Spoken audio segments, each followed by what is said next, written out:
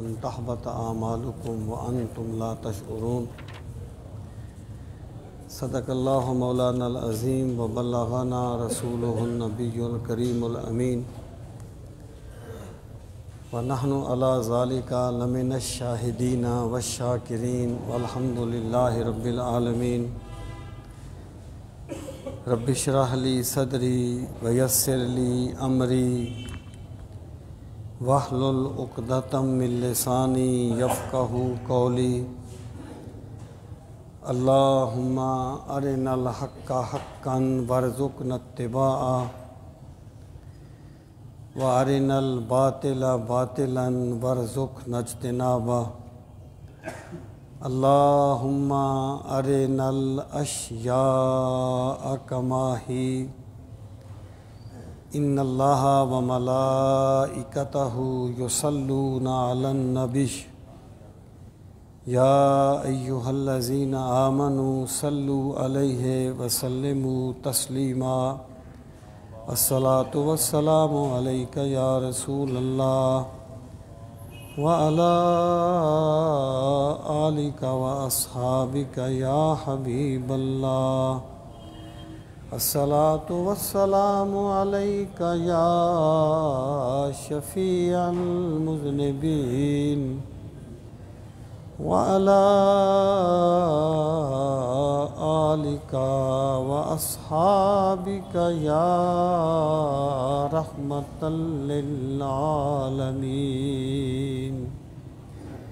صلی اللہ علی محمد عدد ما ذکرہ الذاکرون وعدد ما غفل عن ذکرہ الغافلون۔ انتہائی عزت و احترام کے لائق قابل صد تکریم معزز و محترم سامعین اکرام، یہ رمضان المبارک کا بابرکت مہینہ ہے اور یہ قرآن مجید کے نزول کا مہینہ ہے۔ اس مہینے کا قرآن مجید کے ساتھ بڑا گہرا ایک ربط ہے اور بڑا گہرا ایک تعلق ہے۔ اس ماہ مبارک میں انسان کو قرآن مجید کی طرف زیادہ راغب ہونا چاہیے اور زیادہ رجوع کرنا چاہیے۔ اسی مقصد کے پیش نظر یہ درس قرآن مجید ہے کہ ہم سمجھیں کہ اللہ رب العزت اپنے پاک کلام میں اپنے بندوں کو کیا حکم دیتا ہے اور کس چیز کی تعلیم دیتا ہے۔ سورہ الحجرات کا درس جو تھا وہ جاری ہے۔ میں نے عرض کیا تھا کہ سورہ الحجرات جو ہے اس کا جو مرکزی مضمون ہے وہ آداب کی تعلیم دینا ہے کہ ایک دوسرے کا ادب کس طریقے سے کرنا ہے اور ایک دوسرے کے ساتھ کس طریقے سے معاملات کرنے چاہیے۔ اور اس کی جو ابتدا ہے وہ رسول کریم صلی اللہ تعالیٰ علیہ وآلہ وسلم کی بارگاہ عالی کے آداب سکھانے سے ہوئی ہے۔ اس کی ایک وجہ تو یہ ہے کہ رسول کریم صلی اللہ تعالیٰ علیہ وآلہ وسلم انسانیت کے ماتھے کا جھومر ہیں اور انسان کی جو عظمت ہے اس کا راز ہے۔ تو اللہ تعالیٰ نے پہلے سرکار کی بارگاہ کا ادب سکھایا، اور جو بندہ رسول کریم صلی اللہ تعالیٰ علیہ وآلہ وسلم کی بارگاہ کا ادب نہیں کرے گا وہ عام انسان کا احترام نہیں کر سکے گا، اس کے دل سے انسان کا احترام ہی ختم ہو جائے گا۔ آپ نے دیکھا ہے کہ بالفرض خوارج تھے، ان کی عبادات کم نہیں تھی اور وہ قرآن کی تلاوت بھی بہت کرتے تھے، لیکن ان میں محبت کا عنصر مفقود ہو گیا تھا۔ اس لیے وہ اس چیز پر تو گرفت کرتے تھے کہ تم نے یہ راستے میں پڑی ہوئی کھجور اٹھا کے کیوں کھائی ہے، نہ جانے یہ کس کی ہے، لیکن بے گناہ بندوں کو مار دینا ان کے نزدیک کوئی جرم نہیں تھا۔ تو جب ادب کا پہلو ختم ہو جاتا ہے تو پھر انسان کا احترام ختم ہو جاتا ہے۔ اللہ رب العزت نے پہلے یہ فرمایا تھا کہ کسی بھی کام میں اللہ تعالیٰ اور رسول کریم علیہ الصلوۃ والسلام سے آگے نہ بڑھو، اللہ سے ڈرتے رہا کرو، اور پھر ایمان والوں کو یہ فرمایا تھا کہ جو اپنی آوازوں کو رسول کریم علیہ الصلوۃ والسلام کی بارگاہ میں بیٹھ کر اونچا کرتے ہیں، یعنی آپس میں گفتگو کرتے ہوئے آواز کو اتنا اونچا کر لینا کہ جو سرکار کے ادب کے منافی ہو، ایسا نہ کیا کرو۔ جو بندہ ایسا کرے گا اس کی زندگی بھر کی نیکیاں برباد ہو جائیں گی، اس کے سارے اعمال برباد ہو جائیں گے۔ اب صحابہ کرام کا کمال کیا ہے؟ صحابہ کرام کا کمال یہ ہے کہ جب تک اللہ تعالیٰ نے انہیں کسی بات کا حکم نہیں دیا تو ممکن ہے ان سے کوئی ایسا کام ہو جائے جو نہ ہونا چاہیے، لیکن جب انہیں اللہ تعالیٰ نے حکم دے دیا پھر سوال ہی پیدا نہیں ہوتا کہ رسول کریم علیہ الصلوۃ والسلام کے صحابہ کرام اس کام کی طرف قدم بھی بڑھائیں جس سے اللہ اور اللہ کے رسول نے منع کر دیا ہے۔ سرکار نے جب روکا تو وہ رک گئے، اصحاب ادھر جائیں یہ ممکن ہی نہیں ہے، اور سرکار کا غصے سے بھی پھینکا ہوا سونا اصحاب اٹھا لائیں یہ ممکن ہی نہیں ہے۔ تو جب حکم آ جاتا تھا تو ان کی گردنیں جھک جاتی تھی۔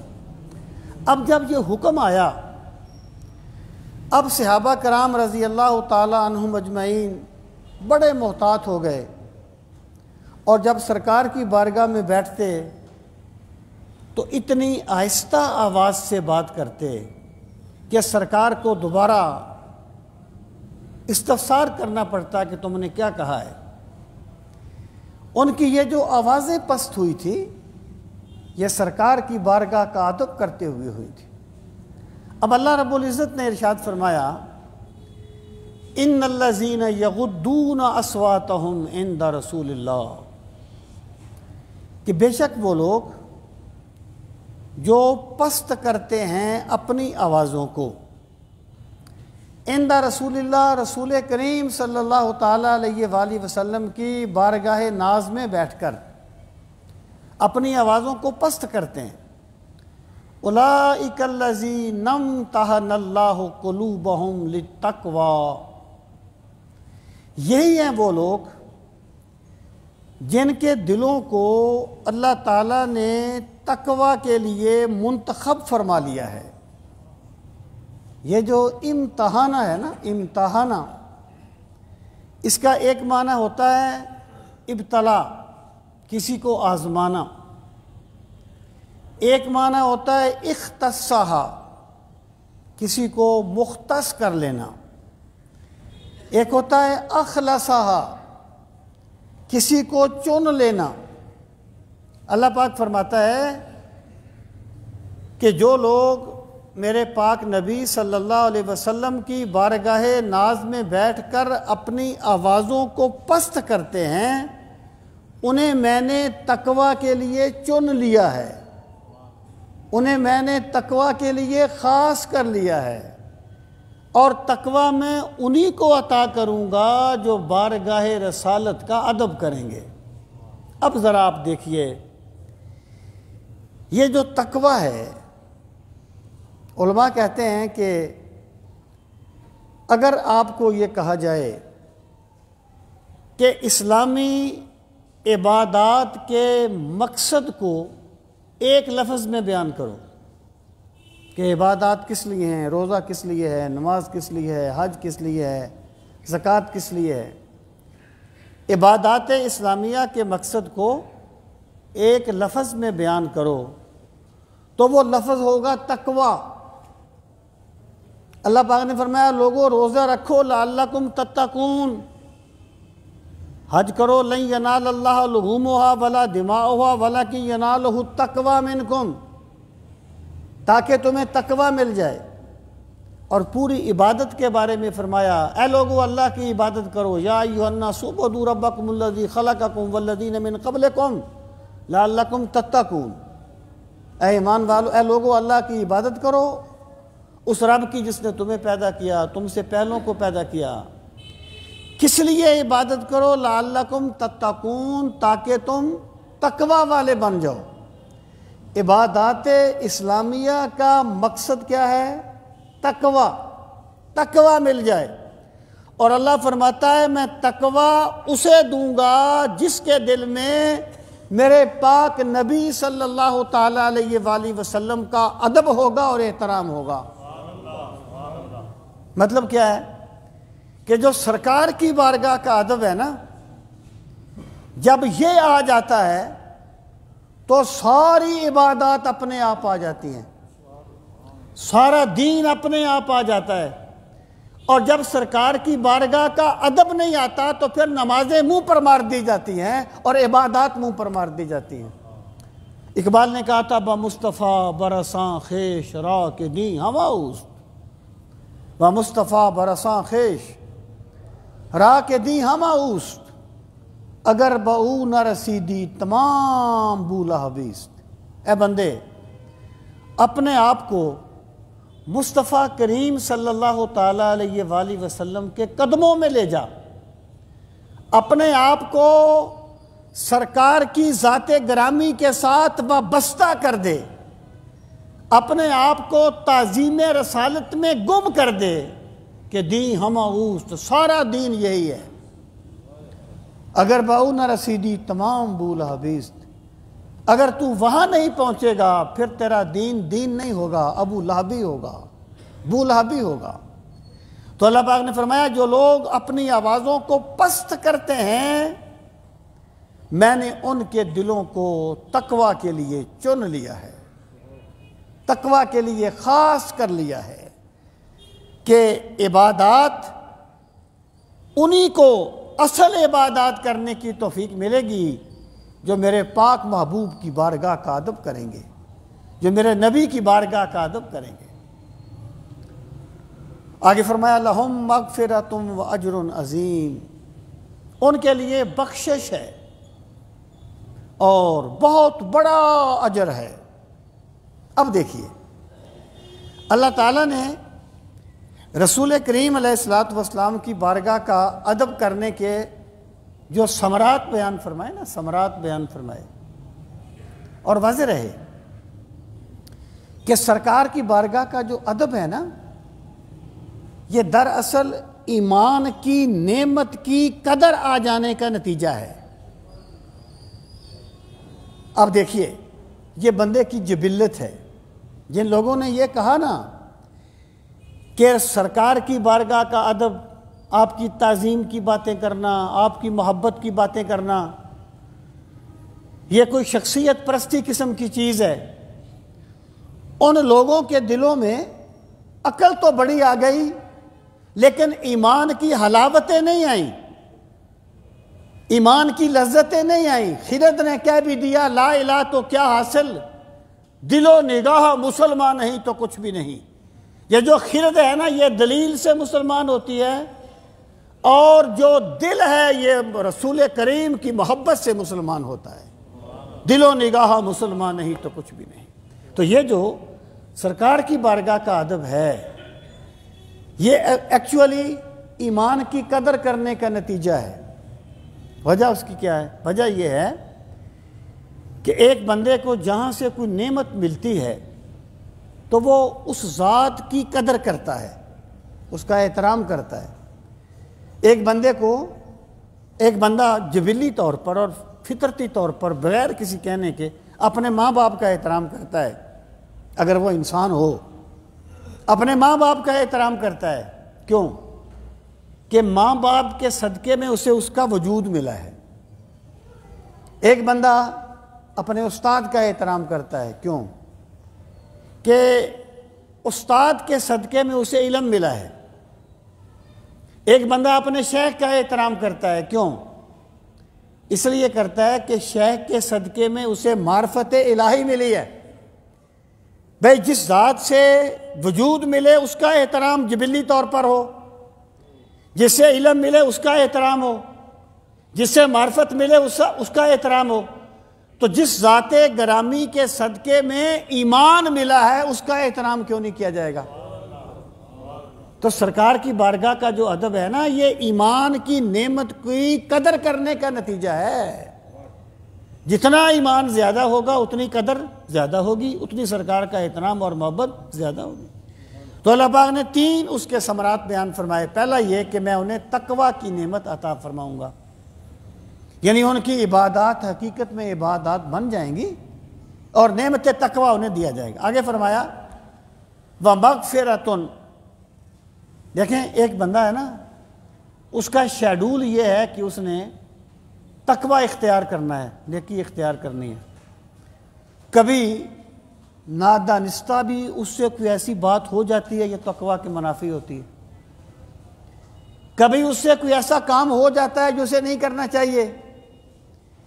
تو اللہ پاک نے فرمایا کہ میں انہیں تقوی دوں گا. اول تو ان سے کوئی ایسا کام ہوگا ہی نہیں. اگر ہو بھی گیا تو میں یہ نہیں دیکھوں گا کہ اس نے کیا کیا ہے، میں یہ دیکھوں گا میرے نبی کا جو کتنا احترام کرتا ہے، میں اس کی مغفرت فرما دوں گا. یہ ہے تقوی اور مغفرت. یعنی اگر کبھی ان سے کوئی ایسی غلطی ہو جائے گی تو میں اسے اپنے کرم سے معاف فرما دوں گا. آگے فرمایا وَأَجْرٌ عظیم، اور میں انہیں اجر عظیم عطا فرماؤں گا، بہت بڑا اجر عطا فرماؤں گا. اب یہ جو چھوٹا اور بڑا ہوتا ہے نا، یہ ایک اضافی چیز ہے. ایک غریب بندے کے نزدیک 1000 روپیہ بہت بڑا ہے، لیکن 1 لاکھ پتی کے نزدیک کوئی ایسی اہمیت نہیں ہے. لاکھ پتی کے نزدیک کروڑ بہت بڑی اماؤنٹ ہوگی، کسی کے نزدیک ارب بہت بڑی اماؤنٹ ہوگی. یہ ایک اضافی چیز ہے.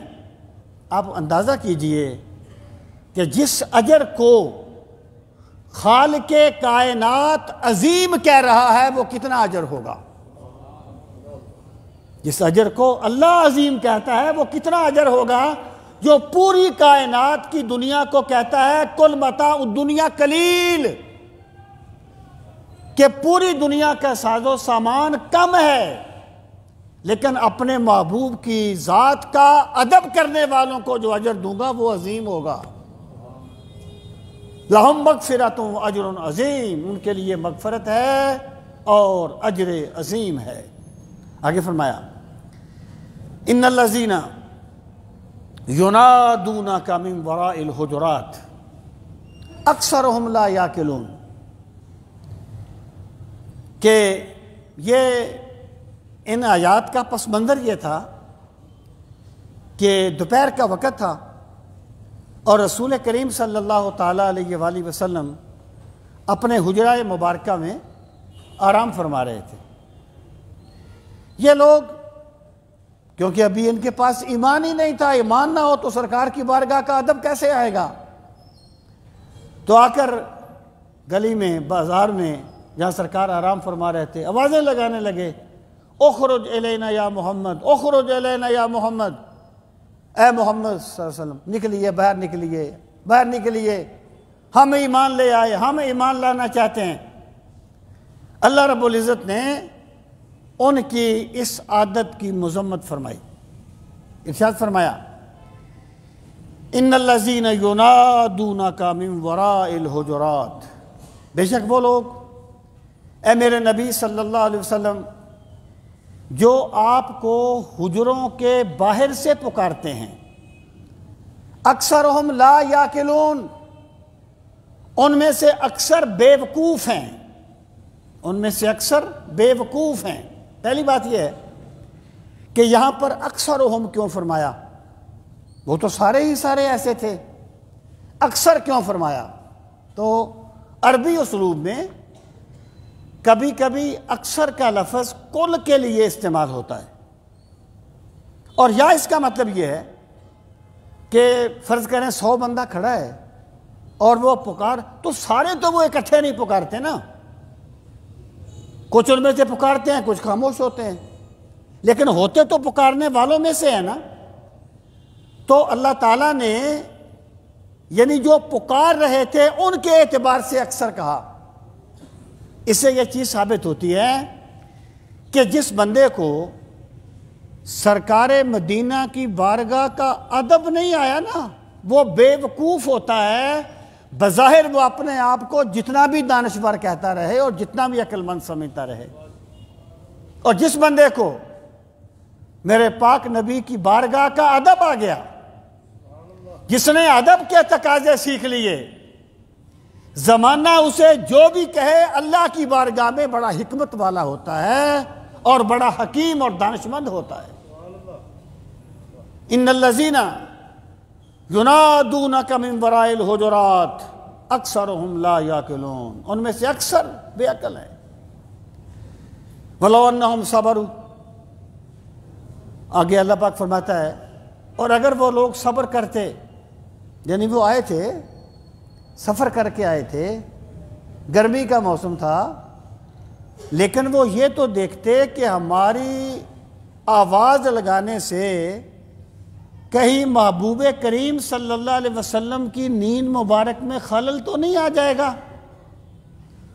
انہیں چاہیے یہ تھا کہ وہ اپنی تھکاوٹ کو نہ دیکھتے، میرے محبوب کے آرام کو دیکھتے، میرے محبوب کے آرام کو دیکھتے۔ انہیں چاہیے تھا انتظار کرتے۔ وَلَوْ أَنَّهُمْ صَبَرُوا، اور اگر وہ صبر کرتے، حَتَّى تَخْرُجَ إِلَيْهِمْ، یہاں تک کہ آپ خود ان کے لیے نکلتے۔ یعنی یہ ادب کا تقاضا نہیں ہے کہ وہ آگے ہیں تو سرکار کو آوازیں دینے لگیں کہ باہر آؤ۔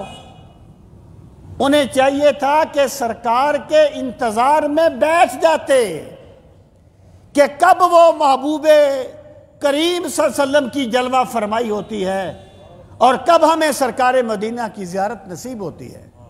وَلَوْ أَنَّهُمْ صَبَرُوا، اور اگر وہ صبر کرتے، رک جاتے، حَتَّى تَخْرُجَ إِلَيْهِمْ۔ آپ نے دیکھا ہے رسول کریم صلی اللہ تعالیٰ علیہ وآلہ وسلم کی تعظیم میں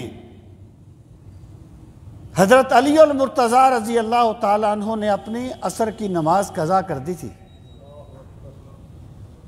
اور سیدنا صدیق اکبر نے سانپ کا ڈنگ تو کھا لیا تھا، سرکار کی کو بیدار نہیں کیا تھا۔ جب ایمان آتا ہے تو ہر چیز پیچھے ہو جاتی ہے اور محبوب کریم کی بارگاہ کا ادب آگے ہو جاتا ہے۔ تو اللہ پاک فرماتا ہے اگر وہ صبر کرتے یہاں تک کہ آپ ان کی طرف نکل آتے، لَكَانَ خَيْرًا لَهُمْ، تو یہ ان کے لیے بہت بہتر ہوتا۔ اللہ انہیں بارگاہ رسالت کے ادب کا وہ اجر عطا فرماتا کہ انہیں ایمان کی حلاوتیں نصیب ہو جاتی۔ لَكَانَ خَيْرًا لَهُمْ، ان کے لیے بہت بہتر ہوتا۔ وَاللَّهُ غَفُورٌ رَحِيمٌ، اور بے شک اللہ تعالیٰ بہت زیادہ بخشنے والا اور بے حد رحم فرمانے والا ہے۔ یہاں پر ایک ادب ہے، جب حضرت ابن عباس رضی اللہ تعالیٰ عنہ، حضرت عباس کے بیٹے ہیں، حضرت عباس سرکار کے چچا ہیں، اور حضرت عباس اہل بیت میں سے ہیں، تو آپ کو علم کا یعنی صحابہ کرام میں حبر الامہ ہیں، امت کے بہت بڑے سب سے بڑے عالم حبر الامہ ان کا لقب ہے۔ جب وہ کسی صحابی کے پاس جاتے کوئی بات پوچھنے کے لیے، یہ بھی علم کی طلب ہوتی ہے، پھر بندہ بھول جاتا ہے کہ میں کس کا بیٹا ہوں، بندہ اس چیز کا طالب ہوتا ہے مجھے علم کی بات کہاں سے ملتی ہے۔ جب میں مر جاتی ہے تو تب اللہ اپنی رحمتوں کے دروازے کھولتا ہے۔ جب حضرت ابن عباس جاتے اور صحابی سو رہے ہوتے، آرام کر رہے ہوتے، تو وہ انہیں بیدار نہیں کرتے تھے۔ یہ نہیں کہتے تھے کہ جا کے کہو کہ میں آیا ہوں، ابن عباس آئے ہیں۔ دروازہ بھی ناک نہیں کرتے تھے، کھڑے ہو جاتے تھے۔ جب وہ صحابی باہر نکلتے، وہ حضرت ابن عباس کو دیکھتے تو کہتے اے رسول اللہ صلی اللہ علیہ وسلم کے چچا زاد بھائی، آپ نے مجھے بیدار کیوں نہ کر لیا تاکہ میں باہر آ کے آپ کی خدمت میں پیش ہو جاتا۔ تو وہ فرمایا کرتے تھے کہ اللہ تعالیٰ نے ایک قوم کو اپنے نبی کا ادب یوں سکھایا تھا کہ انہیں چاہیے تھا کہ باہر کھڑے ہو کر انتظار کرتے یہاں تک کہ سرکار خود باہر تشریف لاتے، پھر فرماتے تھے الشیخ فی قومہ کالنبی فی امتہ، ایک عالم اپنی قوم میں ایسے ہی ہوتا ہے جیسے نبی اپنی امت میں ہوتا ہے۔ تو میں اس لیے ادب کرتا ہوں کہ اللہ تعالیٰ نے اس طرح ادب کرنے کا حکم دیا ہے۔ سامعین محترم، یہ حضرت ابن عباس رضی اللہ تعالیٰ عنہ جب حضرت زید بن ثابت انصاری رضی اللہ تعالیٰ عنہ، بہت بڑے صحابی ہیں، بہت بڑے عالم صحابی ہیں، یہ بھی کسی جنازے میں گئے نا، جب جنازے پہ سوار ہونے لگے تو حضرت ابن عباس نے آگے بڑھ کر ان کی سواری کی رکاب تھام لی کہ سوار ہو جائیں، صاحب علم ہے، اللہ نے انہیں علم دیا ہے۔ تو حضرت زید بن ثابت نے، اور جب تھامی نہ رکاب حضرت ابن عباس نے، تو پھر انہوں نے فرمایا ہاکذا نوکر اصحاب العلم، کہ ہم اہل علم کی اسی طریقے سے تعظیم کرتے ہیں۔ تو حضرت زید بن ثابت نے فوراً حضرت ابن عباس کے ہاتھ چوم لیے اور فرمانے لگے ہاکذا نوکر اہل بیت النبی صلی اللہ علیہ وسلم، ہم سرکار کی اہل بیت کا اس طریقے سے احترام کرتے ہیں۔ یہ جب حقیقتیں بیدار ہو جائیں نا، پھر تکلفات ختم ہو جاتے ہیں، پھر یہ میں کے جھگڑے ختم ہو جاتے ہیں، پھر ایک دوسرے کا احترام جنم لیتا ہے، ایک دوسرے کی تعظیم پیدا ہوتی ہے۔ تو اللہ پاک نے فرمایا اگر وہ رک جاتے تو ان کے لیے بہتر ہوتا، یہاں تک کہ آپ ان کی طرف نکلتے۔ واللہ غفور الرحیم، اور پھر فرمایا بے شک اللہ تعالیٰ بہت زیادہ بخشنے والا ہے اور بے حد رحم فرمانے والا ہے۔ مطلب کیا ہے کہ اللہ اپنے بندے کو کبھی مایوس نہیں کرتا، کہ اگر تم سے ایک نیکی نہیں ہوئی تو اللہ کی رحمت سے مایوس نہ ہونا، اگر کوئی کمی ہو گئی ہے تو اللہ کی بارگاہ سے معافی کا سوال کریں، خدا تمہیں معاف فرما دے گا۔ اور اللہ تعالیٰ کی ذات تو ہے ہی رحم فرمانے والی اور ہے ہی اپنے بندوں کے ساتھ رحمت کا معاملہ فرمانے والی۔ آگے فرمایا یا ایھا الذین آمنوا ان جاءکم فاسق بنبأ فتبینوا ان تصیبوا قوما بجہالۃ فتصبحوا علی ما فعلتم نادمین۔ ترجمہ آپ سن لیں، اے ایمان والو، جب تمہارے پاس کوئی فاسق خبر لائے، فتبینوا، خوب تحقیق کر لیا کرو، ان تصیبوا قوما بجہالۃ، ایسا نہ ہو تم سنی سنائی بات پہ اعتبار کرو اور ناواقفیت اور نادانی کی وجہ سے کسی قوم پہ حملہ آور ہو جاؤ، کسی فرد کے پیچھے پڑ جاؤ۔ فَتُصْبِحُوا عَلَىٰ مَا فَعَلْتُمْ نَادِمِينَ، جب تمہیں حقیقت حال کا پتہ چلے تو پھر تمہیں اپنے کام پر ندامت ہو کہ ہم نے کیا کر لیا، ہم نے خامخواہ ایک بندے پر کے بارے میں بدگمانی کر لی۔ تو اللہ تعالیٰ نے یہاں پر اہل ایمان کو حکم دیا کہ بات کی تحقیق کر لیا کرو۔ اب پہلے تو یہ دیکھیں کہ اس آیت کا ما قبل سے ربط کیا ہے۔ اگر تو آپ مجموعی صورت کو دیکھیں گے پھر تو بات واضح ہے کہ صورت کا جو تھیم ہے وہ آداب سکھانا ہے، تو پہلے اللہ تعالیٰ نے سرکار کی بارگاہ کے آداب سکھائے جس کی وجہ میں بیان کر چکا، اور پھر اللہ تعالیٰ نے آپ بتایا کہ لوگوں کے ساتھ تمہارا معاملہ کیسا ہونا چاہیے اور لوگوں کے ساتھ تمہارے تعلقات کی نوعیت کیا ہونی چاہیے۔ ایک تو اس کا ربط یہ ہے۔ دوسرا ربط یہ ہے کہ رسول کریم صلی اللہ تعالیٰ علیہ وآلہ وسلم نبی ہیں، اس امت کے نبی ہیں، امام الانبیاء ہیں، اور نبی کو اپنی امت سے کسی فرد کے باپ سے بڑھ کر محبت ہوتی ہے۔ یعنی باپ اتنی محبت نہیں کرتا اپنی اولاد سے جتنی سرکار مدینہ صلی اللہ تعالی علیہ وآلہ وسلم اپنی امت سے کرتے ہیں۔ اس کا مطلب کیا نکلے گا کہ اگر بیٹا کسی پریشانی میں مبتلا ہوگا تو باپ پریشان ہوگا، اگر بیٹے پر کوئی الزام لگے گا تو باپ پریشان ہوگا۔ تو رسول کریم صلی اللہ تعالی علیہ وآلہ وسلم کی ذات گرامی کو خوش کرنے کا ہی یہ بھی معاملہ ہے، یہ بھی آپ کے تعظیم کا ہی ایک پہلو ہے کہ جب سرکار کی امت کے ساتھ کوئی معاملہ کرو تو بغیر تحقیق کے بات نہ کیا کرو بلکہ بات کی تحقیق کر لیا کرو۔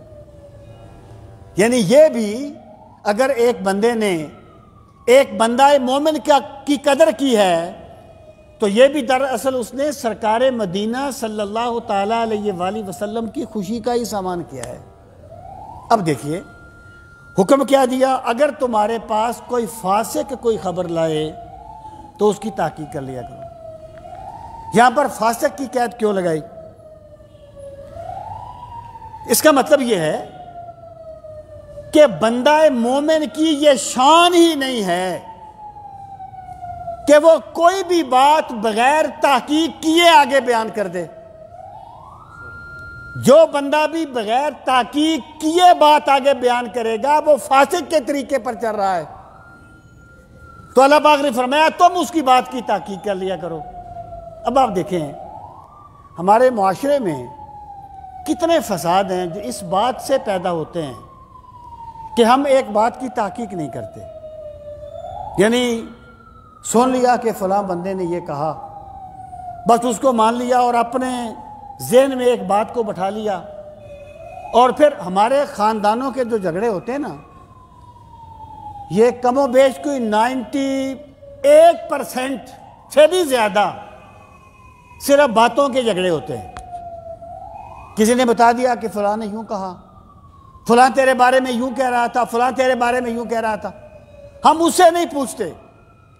تو اللہ تعالیٰ یہ فرماتا ہے یہ معاشرتی ادب ہے کہ لوگوں جب کسی ایسے بندے سے کوئی بات سنو تو اسے بغیر تحقیق کے نہ مان لیا کرو بلکہ اس کی تحقیق کر لیا کرو، پوچھ لیا کرو اس سے کہ تم نے یہ کہا کہ نہیں کہا۔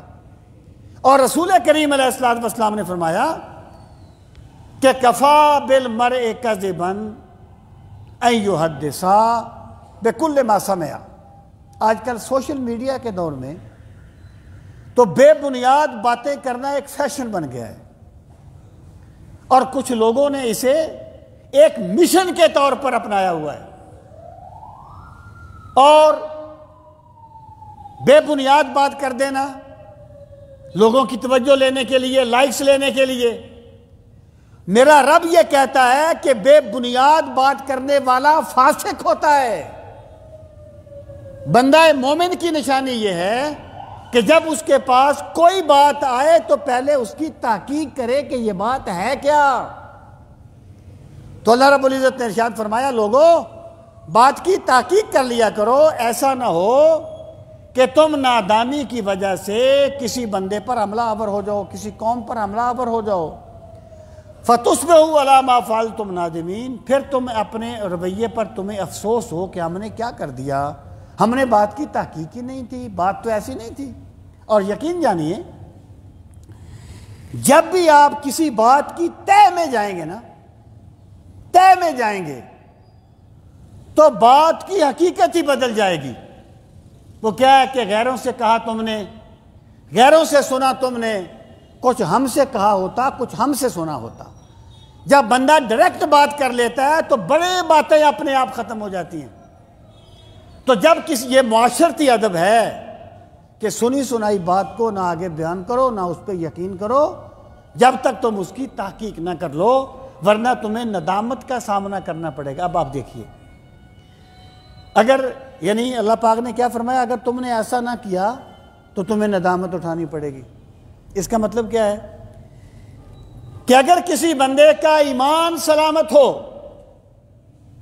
اگر اس پر اس کی کوئی غلطی واضح ہو جائے تو وہ اسے انا کا مسئلہ نہیں بناتا، وہ اس پر ڈٹ نہیں جاتا، بلکہ اس پر شرمندگی طاری ہو جاتی ہے۔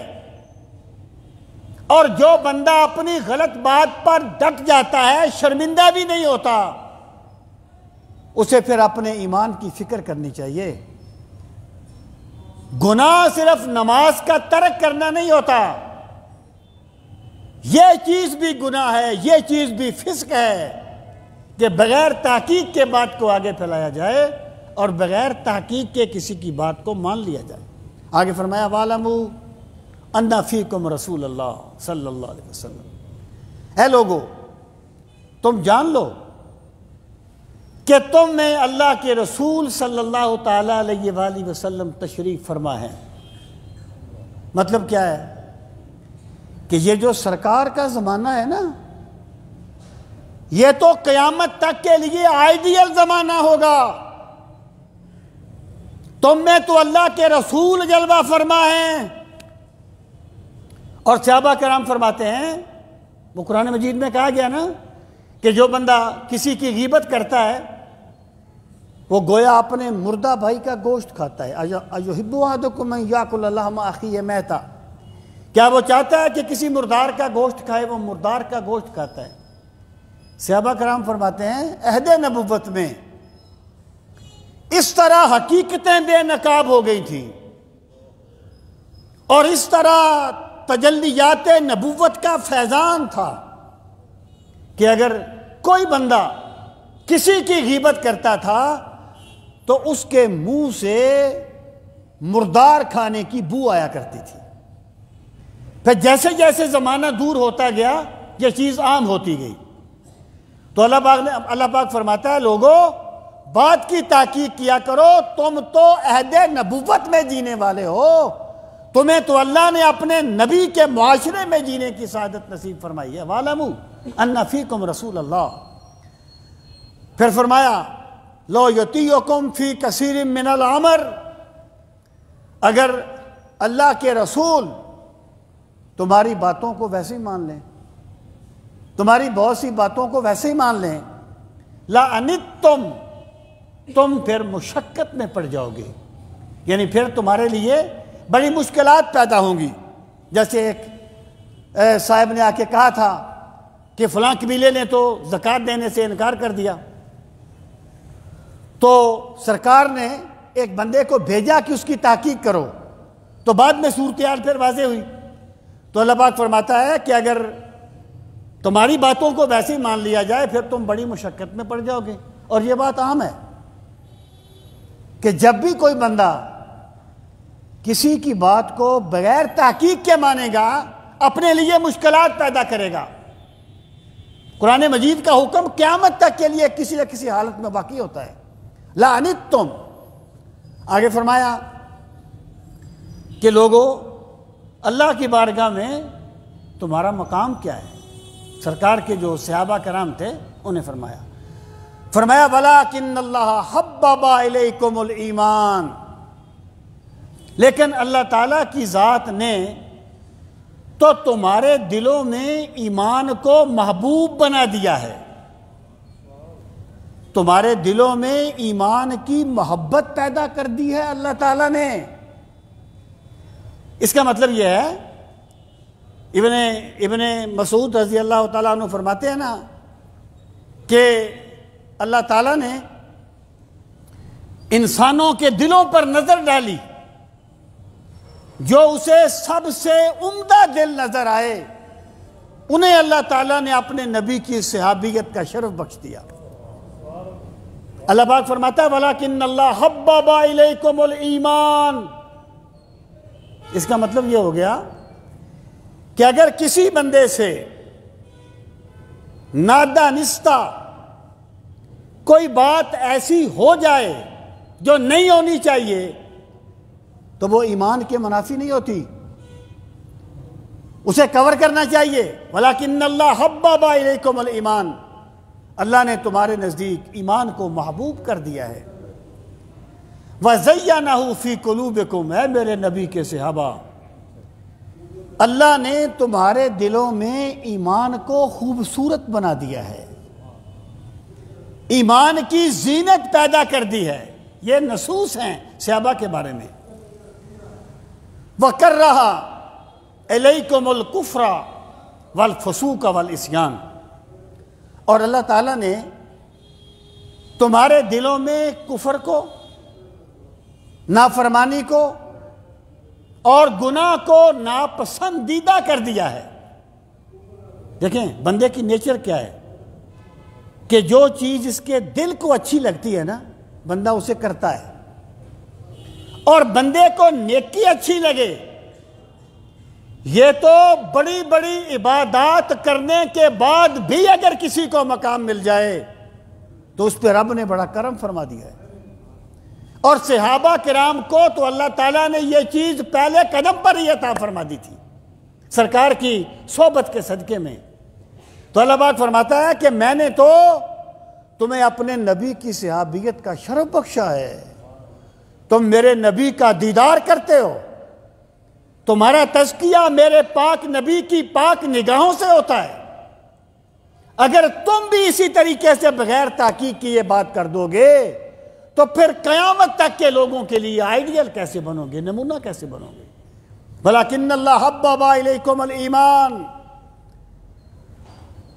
وَزَيَّنَهُ فِي قُلُوبِكُمْ وَكَرَّهَ إِلَيْكُمُ الْكُفْرَ وَالْفُسُوقَ وَالْعِصْيَانَ أُولَئِكَ هُمُ الرَّاشِدُونَ۔ اللہ فرماتا ہے یہی وہ لوگ ہیں جو ہدایت یافتہ ہیں، جو راشد ہیں، ہدایت یافتہ ہیں۔ خلفائے راشدین ایک اصطلاح ہے، وہ صرف سرکار کے بعد آنے والے جو 5 خلفاء ہیں سیدنا امام حسن سمیت ان پر ہوگی۔ ویسے مطلق ہر صحابی ہی راشد ہے،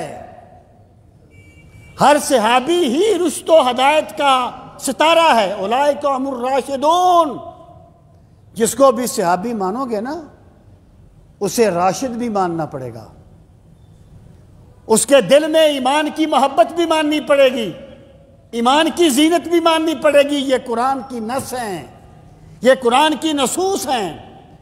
ایسے لاکھوں استدلال قرآن کے ایک جملے پہ قربان کر دیے جائیں، کیونکہ قرآن کی نص کا کوئی چیز مقابلہ نہیں کر سکتی۔ جنہیں اللہ تعالیٰ راشدون کہتا ہے، تمہیں بیٹھ کے ان کے عیب ڈھونڈنے کی حق کسی نے نہیں دیا، تم اپنے گناہوں کو میں اضافہ کرو گے، جن کو اللہ نے بلند کر دیا وہ بلند ہی رہیں گے۔ اولئک هم الراشدون۔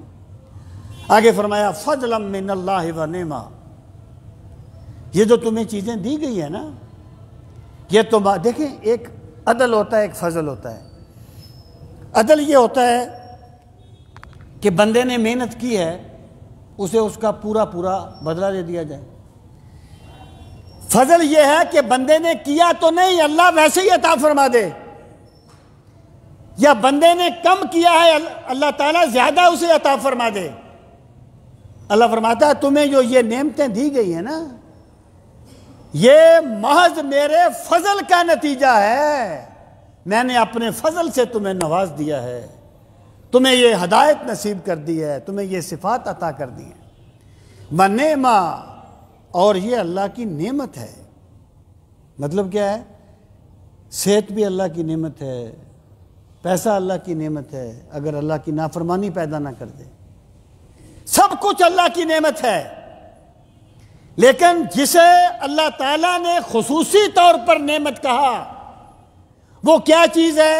ایمان کا دلوں میں خوبصورت ہو جانا، ایمان کی محبت پیدا ہو جانا۔ اور نافرمانی کے ساتھ نفرت ہو جانا. اللہ پاک نے قرآن میں یہ کہیں نہیں کہا الصحت نعمت، صحت میری نعمت ہے، حالانکہ نعمت ہے، لیکن اللہ تعالیٰ ایمانیات کو اصل چیز قرار دیتا ہے، مادیات کو نہیں. تو فرمایا یہ اللہ کی نعمت ہے اور اللہ کا فضل ہے. واللہ علیم حکیم، اللہ تعالیٰ بہت اچھی طرح جاننے والا اور بہت زیادہ حکمت والا ہے. اس اللہ تعالیٰ کی صفات کا کیا تعلق ہے ما قبل کے ساتھ؟ بڑا گہرا تعلق ہے. تعلق یہ ہے کہ اللہ تعالیٰ نے اپنے نبی صلی اللہ علیہ وسلم کی صحبت کے لیے چن لیا، لوگوں کو چن لیا. وہ دور نبوت کے بعد کی بات ہے، سرکار کے وصال کے بعد حضرت ابو ہریرہ رضی اللہ تعالیٰ عنہ کہیں جا رہے تھے. کسی بندے نے کہا، کہنے لگا کاش میں بھی سرکار کے زمانے میں ہوتا، میں بھی صحابی ہوتا. حضرت ابو ہریرہ نے کہا، آپ نے فرمایا یوں نہ کہے، اگر تو سرکار کے زمانے میں ہوتا تو کافر ہوتا، کیونکہ جنہیں اللہ نے اپنے نبی کا صحابی بنانا تھا انہیں ازل میں چن لیا تھا. یہ اللہ کا فضل ہے کہ اس نے چن لیا. اللہ پاک فرماتا ہے میں نے جن لوگوں کو اپنے نبی کی صحبت کے لیے چنا تھا اپنے پورے علم کی بنیاد پر چنا تھا، ویسے نہیں چن لیا تھا. اللہ نے ناقص بندے نہیں اپنے نبی کے صحابی بنائے تھے. اللہ نے جن کو چن لیا تھا پورے علم کی بنیاد پر چنا تھا کہ وہ اس قابل تھے کہ انہیں آخری نبی کی صحبت کا شرف بخشا جاتا، وہ آخری نبی کے صحابی بنتے. ارشاد فرمایا اور پھر حکیم، اللہ بڑی حکمت والا ہے. مطلب کیا ہے؟ اللہ تعالیٰ کا جو کام بھی ہوتا ہے حکمت کے تحت ہوتا ہے. اللہ نے جسے بھی سرکار کا صحابی بنایا ہے اپنی حکمت سے بنایا ہے. کسی صحابی پر تان کرنا میرے رب کی حکمت پر تان کرنا ہے، میرے رب کی حکمت پر انگلی اٹھانا ہے. اللہ تعالیٰ جاننے والا اور حکمت والا ہے. آگے فرمایا یہ معاشرتی آداب ہیں. وَإِن طَائِفَتَانِ مِنَ الْمُؤْمِنِينَ اقْتَتَلُوا فَأَصْلِحُوا بَيْنَهُمَا. پہلی بات فرمائی، دیکھیں یہ جبلتیں ہوتی ہیں، انسانی جبلتیں. مقام اور مرتبہ جتنا بھی بلند ہو، انسان ہوتا ہے، اس کی جبلتیں ہوتی ہیں. صحابہ کرام میں بھی لڑائی جھگڑے ہو جاتے تھے، اختلاف بھی ہو جاتے تھے، کبھی کبھی غصے میں بھی کوئی بات بول دیتے تھے ایک دوسرے کے بارے میں. لیکن ایک بات یاد رہے کہ اگر ایک صحابی نے دوسرے صحابی کے بارے میں کوئی تیز لفظ کہہ دیا تو تجھے مجھے وہ تیز لفظ کہنے کا حق نہیں ہے. وہ صحابی نے صحابی کو کہا ہے، تجھے مجھے حق نہیں ہے. دیکھیں قرآن مجید کہتا ہے کہ حضرت موسیٰ اور حضرت ہارون کی داڑھی حضرت موسیٰ نے پکڑ لی، یا جرہ الیہ، اسے کھینچنے لگے. اب ہمیں سے کسی کو حق ہے کہ وہ ان میں سے کسی کے بارے میں بھی کوئی بات کرے؟ یار ہم بھیا کا معاملہ ہے نا، تم کون ہوتے ہو فیصل بننے والے؟ تو جب صحابہ کا معاملہ ہو، صحابہ آپس میں ایک دوسرے کو اگر بالفرض کوئی چیز ثابت بھی ہو جائے تو بھائی وہ صحابہ کا معاملہ ہے، تجھے مجھے مفتی بننے کا حق نہیں ہے. جنہیں اللہ نے راشد قرار دیا ہے تو ان پہ گمراہیاں کیوں تلاش کر رہا ہے؟ تو ان پر تان کر کے اپنے نامہ اعمال کو کیوں برباد کر رہا ہے؟ تو اللہ پاک نے فرمایا کہ اگر دو گروہوں میں جنگ ہو جائے، وَإِن طَائِفَتَانِ مِنَ الْمُؤْمِنِينَ، اگر مومنوں کے دو گروہ آپس میں لڑ پڑیں، اقتتلوا، لڑ پڑیں، فَأَصْلِحُوا بَيْنَهُمَا، تو تم ان کے درمیان صلح کروا دیا کرو. مطلب کیا ہے کہ اگر دو گروہ لڑ پڑیں، دو بندے لڑ پڑیں، دو جماعتیں لڑ پڑیں، تو مطلق لڑنا انہیں کافر نہیں کر دے گا، کیونکہ وہ مومنوں میں سے ہیں۔ ان طائفتان من المؤمنین اقتتلوا، مومنوں میں سے دو گروہ لڑ پڑے ہیں مومن، لڑ پڑے ہیں مومن، تم ان کے ایمان پہ تان نہیں کر سکتے، انہیں اللہ مومن قرار دے رہا ہے۔ تو فرمایا اگر وہ لڑ پڑے ہیں کیا کرو؟ فاصلحوا بینہما، ان میں صلح کروا دیا کرو۔ اب دیکھیے، صلح کروانے کے لیے بھی تو ایک سٹیٹس چاہیے نا جی بندے کی، کوئی ہے معاشرتی اہمیت ہوتی نا۔ اللہ تعالیٰ کا ضابطہ ہے کہ اللہ تعالیٰ ہر بندے کو اس کی حیثیت کے مطابق حکم دیتا ہے۔ یہاں پر بیان کرنے کا مطلب یہ ہے کہ لوگوں، اگر آپس میں دو بندے لڑ پڑیں تو بیٹھ کے تماشا نہ دیکھا کرو یا جلتی پر تیل نہ پھینکا کرو، بلکہ ان میں صلح کروانے کے لیے اپنی طرف سے پوری کوشش کیا کرو۔ اور رسول کریم علیہ الصلوۃ والسلام نے ایک موقع پر فرمایا کہ لوگوں، کیا میں تمہیں ایک ایسا عمل نہ بتاؤں جو اللہ کی بارگاہ میں نماز اور روزے سے زیادہ احترام والا ہے اور زیادہ عزت والا اور مقام والا ہے، اجر والا ہے؟ صحابہ کرام نے عرض کیا اللہ کے رسول بتائیے۔ فرمایا الاصلاح ذات البین، دو لڑے ہوئے بندوں میں صلح کروا دینا اللہ کو نماز اور روزے سے زیادہ محبوب ہے۔ والفساد ذات البین ہی الہالکہ، اور دو بندوں میں لڑائی کرا دینا ایمان کو جڑ سے اکھاڑ پھینکتا ہے۔ یہ کوئی شغل کا کام نہیں ہے دو بندوں میں لڑائی کرا دو، بلکہ لڑے ہوئوں میں صلح کرانا میرے کریم رب کو نماز سے زیادہ محبوب ہے۔ اور پھر بندے کا کام کوشش کرنا ہے۔ میرا خدا نتیجہ نہیں دیکھتا، میرا اللہ کوشش دیکھتا ہے۔ ایک بندے نے کوشش کی، صلح نہیں ہوئی، تو میرا رب کوشش کرنے والے کو صلح کرانے کا اجر عطا فرمائے گا، کیونکہ وہ اپنی طرف سے صلح کروانے کے لیے گیا تھا نا۔ تو مطلب یہ ہے صلح کروایا کرو۔ فَإِنْ بَغَتْ إِحْدَاهُمَا عَلَى الْأُخْرَى، اگر ان میں سے ایک دوسرے کے خلاف بغاوت کر دے، فَإِنْ بَغَتْ إِحْدَاهُمَا، ان دونوں میں سے، کون دونوں؟ مومنین کے گروہ، دوسرے کے خلاف بغاوت کرے، زیادتی کرے، فَقَاتِلُوا الَّتِي تَبْغِي حَتَّى تَفِيءَ إِلَىٰ أَمْرِ اللَّهِ، تو جو زیادتی کرنے والا ہے نا اس کے خلاف لڑو یہاں تک کہ وہ حق کی طرف آ جائے۔ مطلب کیا ہے؟ کہ ظالم کے خلاف اپنی قوت استعمال کرو یہاں تک کہ وہ ظلم کو چھوڑ کر حق کی طرف آ جائے۔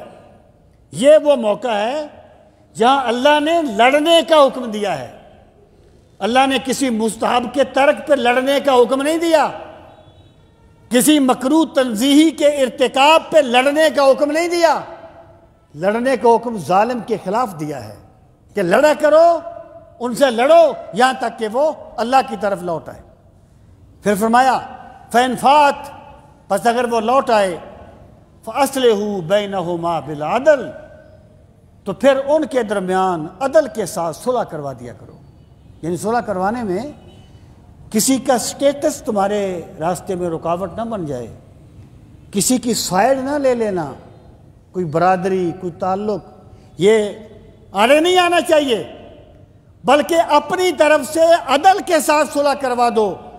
وَاقْسِطُوا، اور انصاف کیا کرو، ان اللہ یحب المقسطین، اللہ انصاف کرنے والوں سے محبت فرماتا ہے۔ مطلب کیا ہے؟ کہ جس بندے نے صلح کروائی اور انصاف کے ساتھ کروائی تو یہ نہیں کہ وہ اللہ سے محبت کرنے والا ہے، بلکہ اللہ کی بارگاہ میں اس کا مقام وہ ہوگا کہ اللہ اس سے محبت فرمائے گا کہ یہ میرے بندوں میں صلح کروا رہا ہے۔ ان اللہ یحب المقسطین، وہ اللہ کا محب بھی ہوگا اور اللہ کا محبوب بھی بن جائے گا۔ انما المؤمنون اخوہ، اے لوگو مومن آپس میں بھائی بھائی ہیں، بلکہ انما حرف حصر ہے، اس کا مطلب یہ ہے کہ تمہارے اصل بھائی تو ایمان والے ہیں، اصل بھائی وہ نہیں ہے جو تمہارا ماں جایا ہے۔ اگر ماں جایا بھی مومن نہ ہو تو بھائی نہیں، تمہارے اصل بھائی ایمان والے ہیں۔ فاصلحوا بین اخویکم، پس تم اپنے بھائیوں کے درمیان صلح کروا دیا کرو۔ واتقوا اللہ، اللہ سے ڈرتے رہا کرو۔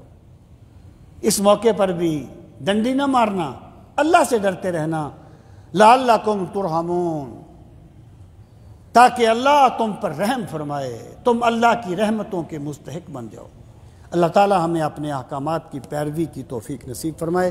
وما علینا الا البلاغ المبین۔ الحمدللہ رب العالمین والعاقبۃ للمتقین، الصلاۃ والسلام علی سید المرسلین وعلی آلہ واصحابہ اجمعین۔ ربنا آتنا فی الدنیا حسنۃ وفی الآخرۃ حسنۃ وقنا عذاب النار۔ ربنا وآتنا ما وعدتنا علی رسلک ولا تخزنا یوم القیامہ انک لا تخلف المیعاد۔ یا ارحم الراحمین، درس قرآن مجید کی اس بابرکت محفل کو اپنی بارگاہ عالی میں شرف و قبولیت عطا فرما۔ میرے مالک، جتنے احباب یہاں تشریف فرما ہیں سب پر اپنی خصوصی رحمتوں اور برکتوں کا نزول فرما۔ پروردگار عالم، اپنے بے پناہ کرم کا واسطہ، رمضان المبارک کی نور برساتی ساعتوں کا واسطہ، میرے مالک ہمیں اپنی محبت میں برسنے والی آنکھ نصیب فرما، اپنی یاد میں تڑپنے والا دل نصیب فرما۔ پروردگار عالم، ہمیں اپنی بندگی کا ذوق نصیب فرما، اپنے ذکر کی حلاوتیں نصیب فرما۔ پروردگار عالم، تمام بیماروں کو شفائے کاملہ و عاجلہ نصیب فرما۔ یا ارحم الراحمین، جمیع مومنین مومنات جس جہان سے چلے گئے، حاضرین مجلس کے جتنے بھی عزیز و اقارب اس دنیا سے چلے گئے، میرے مالک سب کے درجات کو بلند فرما، سب کے ساتھ اپنے کرم کا معاملہ فرما، اپنی رحمتوں کا سلوک فرما۔ یا اکرم الاکرمین، اپنے بے پناہ کرم کا واسطہ ہم سب کو دارین کی بلائیاں نصیب فرما، دونوں جہانوں کی برکتیں نصیب فرما۔ یا الہی، سب دعائیں لطف سے مقبول ہوں، جب چلیں دنیا سے تیری یاد میں مشغول ہوں۔ جس دم واپسی ہو یا اللہ، لب پہ ہو لا الہ الا اللہ محمد الرسول اللہ، وصلی اللہ تعالی علی خیر خلقہ ونور عرشہ وزینت فرشہ محمد وعلی آلہ واصحابہ اجمعین، آمین برحمتک یا ارحم الراحمین۔